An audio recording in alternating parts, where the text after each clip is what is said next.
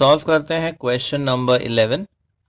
Question है the 20th term of the progression 1 4 7 10 etcetera is. तो यहाँ पे जो सीक्वेंस दिया है वो है 1 4 7 10 एंड सो ऑन, और इसका हमें फाइंड करना है टर्म नंबर 20 यानी कि T20। तो अगर आप ध्यान से देखें यहाँ पे कॉमन डिफरेंस एग्जिस्ट होता है 3 का। तो ये जो सीक्वेंस है वो है एक AP। So this is an AP जिसका कॉमन डिफरेंस है 3, और जो फर्स्ट टर्म है वो है 1। हमें फाइंड करना है T20 यानी टर्म नंबर 20। तो हम फॉर्मूला यूज करेंगे Tn का। Tn is equal to A plus n minus 1 into D. So term number 20 यानी T20 is equal to A की वैल्यू है 1, n is 20 minus 1 into D है 3। तो ये हो जाता है 1 प्लस 20 माइनस 1, ये हो जाता है 19 इंटू 3। सो 1 प्लस ये प्रोडक्ट आता है 57, करेक्ट। सो 57 प्लस 1, तो फाइनल आंसर आ जाता है 58। तो यहाँ पर हमें T20 ढूंढना है using the formula for Tn, और ऑप्शन जो दिया हुआ है क्वेश्चन 11 का वो है ऑप्शन ए। अब देखते हैं क्वेश्चन नंबर 12। क्वेश्चन 12 है the last term of the series 5 7 9 up to 21 terms, मतलब इसमें T21 हमें फाइंड करना है। तो इस सीरीज में 21 टर्म्स है और उसका आखिरी टर्म ढूंढना है, मतलब टर्म नंबर 21। अब ये एग्जैक्टली इसी फॉर्मेट में है। तो ये भी अगर आप ध्यान से देखें ये है AP। तो this is also an AP जिसका फर्स्ट टर्म है 5। कॉमन डिफरेंस अगर हम देखें, कॉमन डिफरेंस है 2, और हमें ढूंढना है टर्म नंबर 21। सो फिर से हम फॉर्मूला यूज करेंगे Tn का। So Tn is equal to A plus n minus 1 into D. So term number 21, A है 5, n है 21, फिर माइनस 1 इंटू डी इज 2। तो ये आ जाता है 5 प्लस ये डिफरेंस है 20 इंटू 2, तो ये हो जाता है 40 plus 5। So your final answer is 45। अब इसमें देखते हैं ऑप्शन क्या दिया हुआ है, सी। सो 12 का ऑप्शन है सी।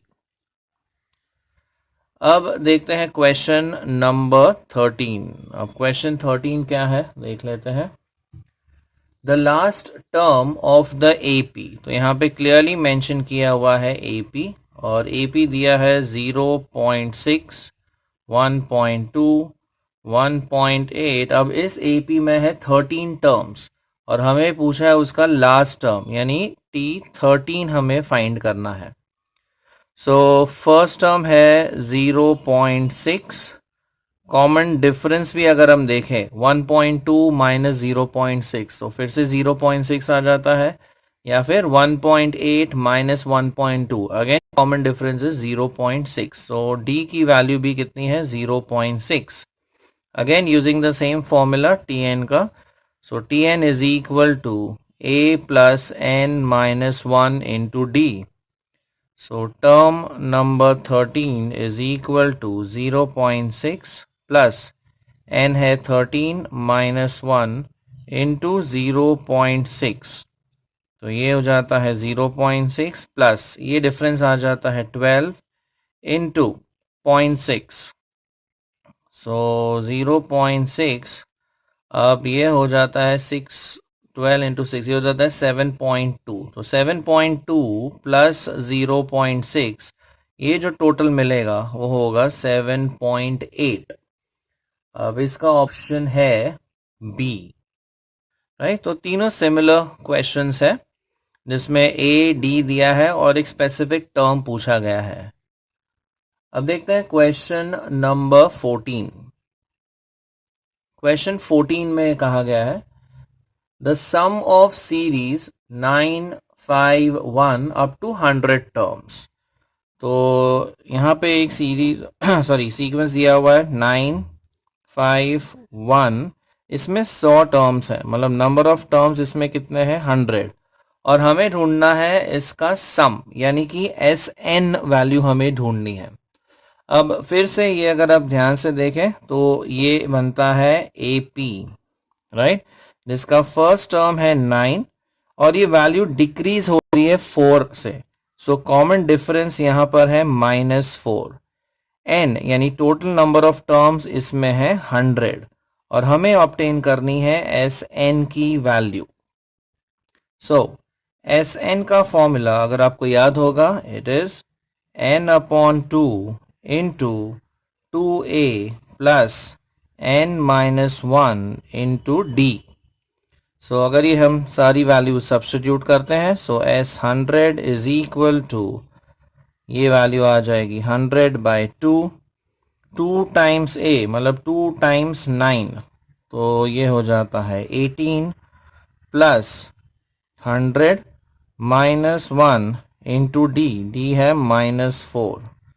अब अगर आगे प्रोसीड करते हैं तो ये डिवाइड करके 50 हो जाता है, ये हो गया 18, ये डिफरेंस आता है 99, सो 99 इंटू 4, 9 4s are 36, तो ये हो जाता है 396, सो -396, सो 50 इंटू, अब 396 में से अगर हम 18 लेस करते हैं तो ये आ जाएगा 8, दिस विल बी 7 and ये 3, so 378, so if you multiply this by 50 हमें वैल्यू मिल जाएगी 5 8 is 40, कैरी 4 35, ये हो जाएगा 39 3, तो 18900 नेगेटिव में। तो यहाँ पर AP है जिसका फर्स्ट टर्म है 9, कॉमन डिफरेंस है -4, ये एक रिड्यूसिंग AP है और इसमें नंबर ऑफ टर्म्स है 100 और हमें ढूंढना है ये 100 टर्म्स का टोटल। सो SN का फॉर्मूला हम यूज करेंगे N/2 2A plus N-1D। Simplify करने पर हमें वैल्यू आ जाती है -18,900 एंड ऑप्शन है A। अब देखते हैं क्वेश्चन नंबर 15 का solution. So let us solve question number 15। अब क्वेश्चन 15 है the two arithmetic means between -6 and -6 and 14। तो हमें दो arithmetic means ढूंढने हैं between -6 and 14। तो सपोज हम ये arithmetic means को नाम दे देते हैं as A1 and A2, right. तो ये अगर एरिथमेटिक मीन्स है तो ये चारों टर्म्स अगर हम कंसिडर करें ये हो जाता है एक AP। तो एरिथमेटिक मीन्स इंसर्ट करने के बाद हमें एक AP मिलता है। तो सपोज इसको हम नाम देते हैं A, इसको नाम देते हैं B, okay. Then we have to obtain the common difference. अब कॉमन डिफरेंस का जो फॉर्मूला है वो है B minus A upon N+1। अब B है, ये जो आखिरी टर्म है वो that is 14 minus A is -6 upon N होता है number of means to be inserted. अब कितने मीन्स इंसर्ट करने हैं हमें 2, सो 2 + 1, तो कॉमन डिफरेंस आ जाता है 20/3, राइट। सो ये याद कीजिए यहाँ पर N क्या डिनोट करता है, number of means to be inserted, okay. अब A1 हम कैसे ढूंढेंगे, so A1 would be, common difference तो हमें मिल गया, right. So -6 plus the common difference that is 20/3। तो ये अगर हम सिंप्लीफाई करते हैं ये हो जाएगा -18 plus 20/3, so which is equal to 2/3। And A2 अगर हमें चाहिए, A2 क्या होगा, A1 + D, मतलब इसमें प्लस D किया हमने तो A1 मिल गया। अब a1 में प्लस d करेंगे तो हमें a2 की वैल्यू मिल जाएगी. सो a2 would be 2/3 plus common difference that is 20/3.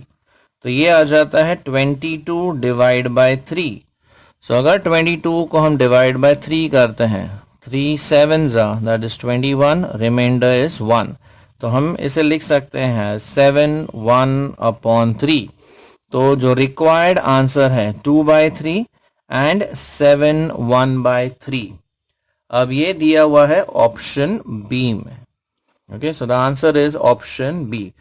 So first and last term दिए हैं, हमें दो एरिथमेटिक मीन्स इंसर्ट करने हैं. तो एरिथमेटिक मीन्स वाले सम्स में हम ढूंढते हैं कॉमन डिफरेंस. फॉर्मूला है b minus A upon n plus 1. याद रखिए यहाँ पे n होता है number of means to be inserted.